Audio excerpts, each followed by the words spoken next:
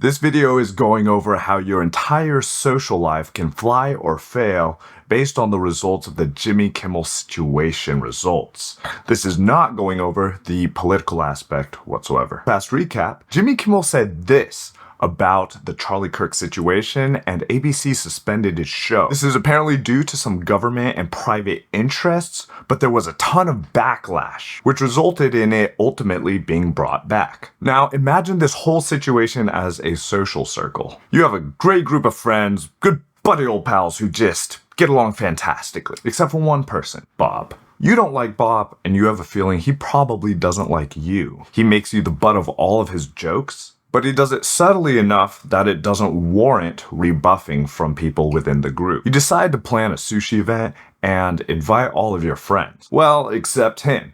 And that actually becomes known to the group eventually, as it always does. And now what you've done is you've given legitimacy to any of his negative stereotypes or jokes that he's made about you. On top of that, your friends might be a little more inclined to think of you as being brittle in the face of adversity. They know now that when you're faced with this, your reaction is to silence the opposition. Can you guess who Bob is in this situation? It's the big JK. He said some stuff that larger entities didn't like and got his show suspended. However, this was completely ineffective as there was a large amount of backlash over this, with people organizing and instructing others on how to make their displeasure known via canceling memberships, making formal complaints, emails, the list goes on. Now more people than ever know about the situation than if Jimmy Kimmel's remarks on his show had been ignored. When you're serious about building a social life, you are inevitably going to be in this position where you get to decide who's invited, who's not, and ultimately